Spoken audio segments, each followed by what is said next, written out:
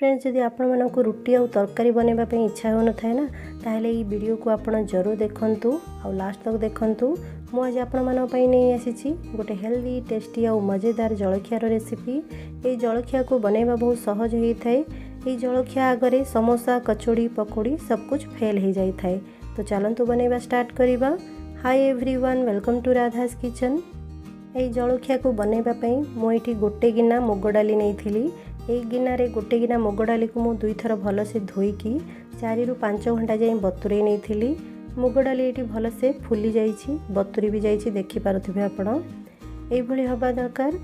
एबे ये मुग डाली को आमे ग्राइंड करि नबा। आपण चाहिले गोटा मुग भी नहीं पारिबे। जो गोटा मुगर चोपा थाए ना ताकू भी आपण यूज करि पारिबे। बतुरा हिथिबा मुग डाली को ग्राइंडर जार रे पकई सारला परे जो गिनारे मुग डाली नापिकी नहीं से गिनारे गोटे गिना पानी पकेबा। 2टी कंचा लंका को खंड करिकी पकेबा। 1 इंच अदा को काटिकी पकेबा। 5 ରୁ 6टी रसुण रो कोला पकेबा आउ किछि धनिया पत्र को पकेकी आर गोटे फाइन पेस्ट तैयारी करि नबा। आपण एठी देखि पारुथिबे मुग डाली रो पेस्ट रेडी हो जाइछि। एबे गोटे बाउल रे 2 कप गहम रो आटा पकेबा। आरी सांगरे आमे किछि मसला ऐड करिबा। एबे एठी गोटे चम्मच धनिया पाउडर, 1/4 चम्मच लंका गुंड, 1/4 चम्मच हलदी गुंड, हाफ चम्मच जुआणी नेबा। जुआणी को आमे क्रश करिकी पकेबा। आर फ्लेवर आउ टेस्ट बहुत भल आसी थाए तो आपण जरूर पकाइबे। एबे एथिरे गोटे चम्मच धला राशि पकेबा। किछि कस्तूरी मेथी को एथिरे पके नबा।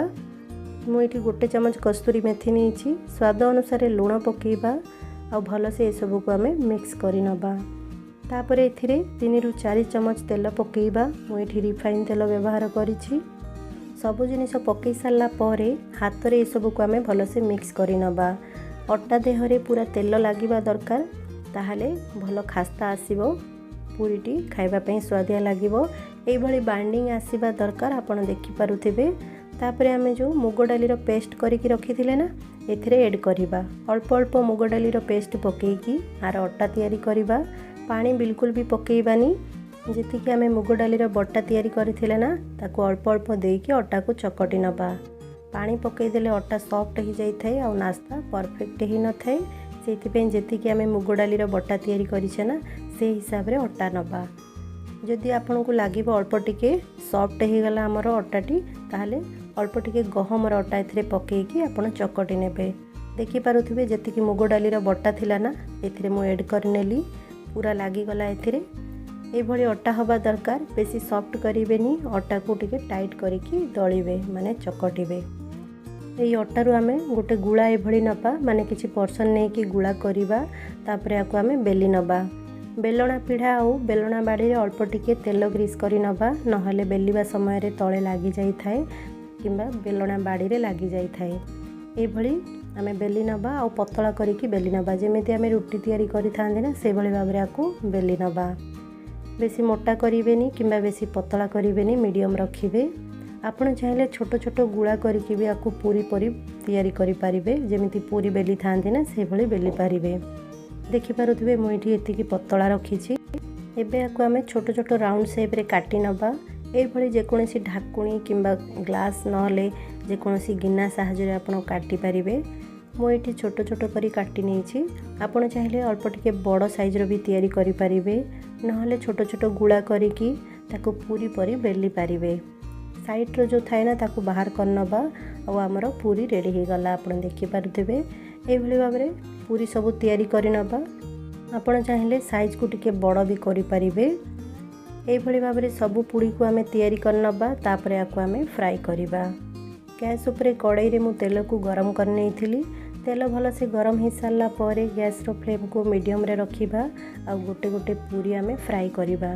जदि आपणकर बड़ कड़ाई थाए सेथिरे बेसी टिके तेल पकेबे तापरे बहुत सारा पूरी एका संगे फ्राई करि पारिबे। मु एठी अल्प अल्प तेल देइछि आ अल्प अल्प करिकि मु गोटे गोटे पूरी फ्राई करि नउछि। ए भली करिबा द्वारा पूरी भल से फुली थाए आ सॉफ्ट ही थाए। देखि पारुथिबे पूरी भल से फ्राई हो जाइछि। एई भली भाबरे सब पूरी गुडी को फ्राई करि नेबे। बहुत कम समय रे घर ही किछि जिनिस रे नास्ता तैयारी हो जाई थाए और खाइबा पई भी मजेदार ही थाए। पूरी को पकई सारा पर ए अल्प अल्प ऊपर टिके तेल पकई नेबे तापर 2 थर उल्टै सारा पर आपको काढ़ी नेबे। फ्रेंड्स यही नियंतु गरमा गरम मसालादार दाल पूरी रेडी हो जाइए सर्व करने। आपको देखापी जी भल लगी था ना खावाई भी से मजेदार होता है। बहुत कम समय रे रेडी हो जाए यही पूरी आप गोटे थर बनई खाइबे ना तो बारंबार बनई खावाई मन कर। यही पूरी को आप जेकोसी आचार सांगरे हो ना चटनी सांगरे एंजॉय करें ना चाहा सांगरे एंजॉय करें ना खाली एमती भी खाईपारे। आपरे तरकारी भी दरकार पड़ न था। तो फ्रेंड्स यही दाल पूरी आप घरे जरूर तैयारी करंतु। Friends bye bye.